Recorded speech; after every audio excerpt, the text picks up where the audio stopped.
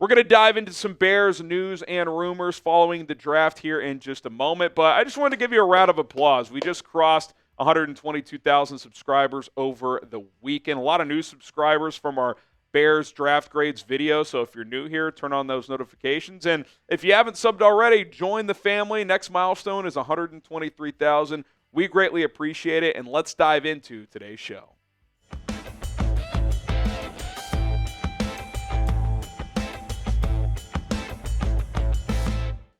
Is the next move for the Chicago Bears to sign free agent running back Nick Chubb. My name is Harrison Graham. You are watching Bears Now by Chat Sports. There's been a lot of buzz with the Bears and the free agent running back following the NFL draft. First, it was Matt Waldman, who's covered the NFL for a long time. He tweeted out, if I had to guess, Nick Chubb is going to be a Bear by September. And then a Cleveland radio host, I believe it's the home of the Browns, 92.3 The Fan in Cleveland. Ken Carman's been doing radio there for a long time, said, are we ready to say goodbye to Nick Chubb? I've heard he's getting kind of close to a deal with another team that happens to be in the NFC North. And look, technically that's 4 teams, but I think it's kind of obvious which team he's referring to, given the buzz between the Bears and drafting a running back in the draft. Obviously, they got Kyle Monangai, but that wasn't until round 7.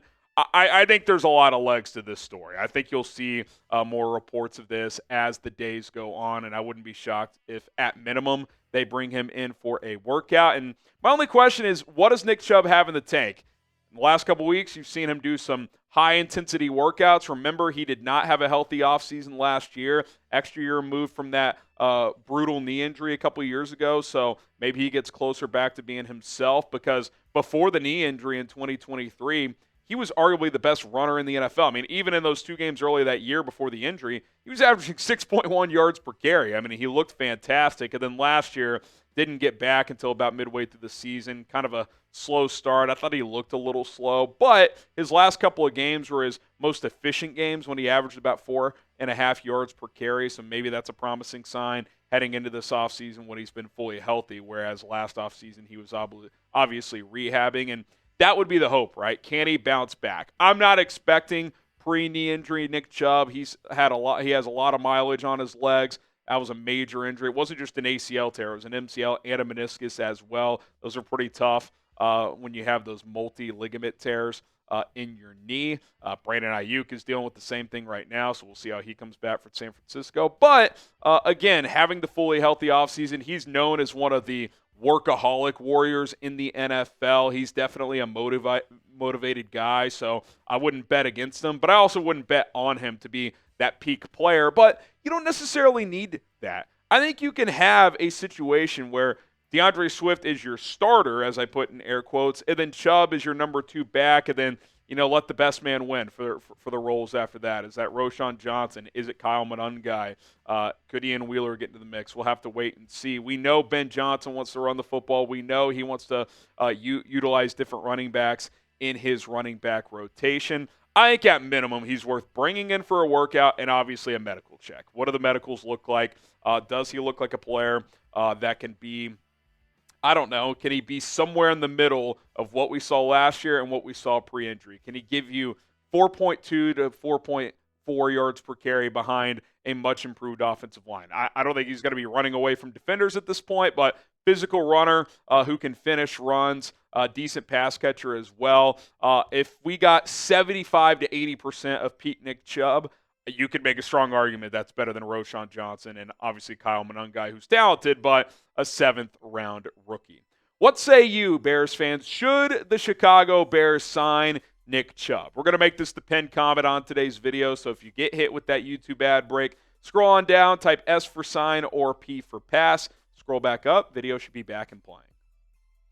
Okay, let's talk a little Bears offensive line, because there's a lot of theories going on right now after the draft pick of Ozzy Trapilo, who's played both right and left tackle and has spoken about being versatile and training at both spots, plus both guard spots in the pre-draft process. But most view him as a right tackle projection. If the Bears really like him over the next couple of months, but think he's more of a right tackle, could that move Darnell Wright to left tackle, given Braxton Jones' leg injury situation where he's not going to be getting reps during OTAs. Courtney Cronin, ESPN, says after flipping the interior of the offensive line in free agency, the Bears went back to the trenches in the second round and drafted Boston College's Ozzy Trapilo. The 6'8" tackle projects best as a right tackle, even though Darnell Wright has held down that spot the past 2 seasons. Chicago says Wright has the ability to play both sides of the line and is open to moving him to left tackle this offseason. Ryan Poles did not dismiss that. They also talked about Trapilo's flexibility as well. So I think what you're going to see is between Ozzy Trapilo, Darnell Wright, Cronin Amagaji, I'd be peppering all 3 of those guys at both sides of the offensive line during the offseason program. Now, again, it's kind of hard to project how those reps go considering there's not a lot of contact in the offseason. Even into training camp, there's some contact, but you're not just going 100%. So it's going to be very interesting to see and important for Dan Rochar to, lean on his experience and kind of determine, okay, yeah, I think Darnell Wright can flip the left tackle, Tristan Wirf style, and be just as effective. Because to me, Darnell Wright is on a projection and a rise to be one of the better right tackles in the league. Do you want to mess with that rise and kick him to left tackle? It's tough to say because on the flip side, you would say, well, if you're trying to get the best 5 on the field and Ozzy Trapilo at right tackle is one of your best 5, then it would be hard to argue against it as well. So right now, this is still how I project things heading into training camp with Braxton Jones at left tackle and Darnell Wright at right tackle. But if they feel really good about Ozzy Trapilo, and by the way, I do want to make the note, Brandon Thorne, who's been analyzing offensive and defensive line play for more than 10 years, he called Trapilo the most pro-ready offensive tackle in this draft. Now, that's kind of to the point I made where I think he's a high floor, lower ceiling player, but if he's a plug-and-play starting right tackle, you could make the argument that moving Darnell Wright to the left spot makes sense as long as his play doesn't diminish significantly. This would be your potential starting 5 if you did that. Darnell Wright at left tackle, Joe Thuney at left guard, Drew Dahlman at center, Jonah Jackson at right guard, and then Ozzy Trapilo at right tackle with Cronin Amagaji and Braxton Jones as your top backups. Again, it's a risk, right? Do you want to mess with Darnell Wright's kind of accelerated upside here? Because to me, he's gotten better and better throughout his first 2 years, and I think most NFL teams would tell you too that left tackle being significantly more important than right tackle isn't as much the case anymore. Don't believe me? Look at the highest paid tackles in the league. Penei Sewell is paid like one of the highest left tackles in the NFL. If you're good at one of your tackle positions, you're going to get paid. Guards now get paid a ton of money. So if you're one of the elite at the position you play, teams value that. So the risk, of course, is you do make that switch. Darnell Wright falls off a cliff over there, and your right tackle play isn't as good either. Because, again, if you go Trapilo at right tackle and Darnell Wright at left tackle, that could be your best 5, but the chances of Trapilo being as good as Wright has been at right tackle as a rookie, pretty slim. And if you were betting, will Darnell Wright play better at right or left tackle, I would probably say he'll play better at right tackle, the position he has played exclusively throughout his time in the NFL. So I get both sides of the argument, but if you make that switch, you better at least be pretty sure that the play isn't going to significantly drop off. If it drops 5 to 10% and Trapilo is better at right tackle than Braxton Jones is at left, I can live with that. But if Wright's play drops 30%, that's just an unacceptable switch. So we'll see how it breaks down over the next couple of months, and I'll be curious to see if we get intel from OTAs that they're mixing and matching their offensive tackles. Who do you guys think end up being the 2 starting offensive tackles on this offensive line? I'm still going to go Braxton at left and Darnell at right, but I do think they're going to give Trapilo a real opportunity. I think Cronin Amagaji is going to get a chance to prove himself, so I think it's an open competition throughout most of this roster right now. Okay, today's show is sponsored by Rocket Money. Listen, when it comes to spending, sometimes it's out of sight, out of mind, right? That daily coffee habit, those streaming subscriptions, they add up pretty quickly without you even noticing. Rocket Money helps you spot those patterns so you can do something about it and keep more money in your pocket. Rocket Money is a personal finance app that helps you find and cancel your unwanted subscriptions, monitor your spending, and help you lower your bills so you can grow your savings. You can see all of your subscriptions in one place and know exactly where your money is going. For ones you don't want anymore, Rocket Money can help you cancel them. Lots of benefits to Rocket Money on top of that as well. You can upload photos of your bills, and they can negotiate with other companies to try and give you a 20% decrease in expenditure. Paying $100 per month on your phone bill, they might find a deal down to $80 per month. So Rocket Money is going to give you the best options available. They have over 5 million users and counting, and have saved a total of $500 million in canceled subscriptions, saving members up to $740 per year when they use all the app's premium features. Think about that. Over $700 per year saved. That's a vacation. That's starting a college fund, a couple of nice dinners. Absolutely fantastic. Cancel your unwanted subscriptions right now and reach your financial goals with Rocket Money. Go to rocketmoney.com/bears now. That is rocketmoney.com/bears now. One more time, rocketmoney.com/bears now. Link in the comments and the description of this video. Okay, one more story that emerged earlier today that I want to dive into, and you've kind of heard whispers of this.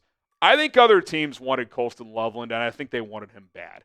Ian Rappaport hopped on McAfee today and kind of just gave some intel about the teams who were trying to trade up in the draft. He said, before the draft, I was starting to hear that a couple of teams are really actively trying to trade up. I heard the Texans and the Broncos were. No one is ever going to tell you who they were trying to trade up for because obviously they don't want someone else taking that player. So the only thing I can tell you is when the calls stop, right? If you're trying to trade up for someone and then all of a sudden the calls stop, you were probably trying to trade up for that guy. He then said the Bears took Colston Loveland at 10, and then a bunch of calls stopped. Now, do the Texans make a ton of sense for Colston Loveland? Maybe, maybe not. They needed a receiver and O-line, and maybe they viewed Colston Loveland as just this big-time receiving weapon in a draft that wasn't as good at wide receiver. The Broncos definitely make sense. They were linked to tight ends throughout the draft process. There were other reports during the draft after night one that the Rams and Chargers were two teams interested in moving up. We saw the Rams later draft Terrence Ferguson, so I think there's some truth to that. I think with all the buzz and the reports coming out, I think the NFL was pretty damn high on this guy. And it wasn't that I was low on him. I thought he was a top 15 player. I just like Tyler Warren a little bit more. But as the few days have gone on and you kind of dive into the skill set a little bit more, you do understand why they took this guy. He's 2 years younger. He's a more fluid athlete. I think the upside is higher than Tyler Warren. He was still productive, especially this last year, despite maybe having the worst quarterback play for any Power 4 program in the country. At 19 years old, he was Michigan's #1 receiving target when they won a national championship. You see the yards per catch that year as well. When they actually had a competent quarterback in J.J. McCarthy, he was averaging over 14 yards per catch. So I definitely see why they did it, and I definitely think he's going to play quite a bit. I don't think you draft this guy in the first round to ease him into his career. I think he'll be more productive than Cole Kmet was as a rookie. And if I'm being honest, I wouldn't be shocked at all if he was more productive as a receiving tight end in his rookie year. We'll see how they mix and match Kmet and Loveland. I'm excited to see how Ben Johnson kind of designs these plays in the offense to make all these pieces work. You could say the same thing with Luther Burden getting drafted in the second round. But it's exciting. I've really come around on Loveland. Again, I wasn't against the pick. I gave it a B-. I elevated it to a B. I do feel really good about it. And if he does reach his potential, I do think he's going to be a special NFL player. So excited about that. Only 21 years old. He's got bright days ahead, I think. Okay, who will have more production, in your opinion, in 2025? CK for Cole Kmet, CL for Colston Loveland. I'll just talk from a raw stat standpoint. I think Loveland's going to be a bigger factor in the offense in terms of being a pass catcher. That would be my guess. So I'm going to type my CL for Colston Loveland. If you think it's Cole Kmet, type CK. But I think Loveland is a guy that Ben Johnson was probably designing plays for the second he met him. Okay, that's going to do it for this episode of Chicago Bears Now. Thanks to everybody for tuning in.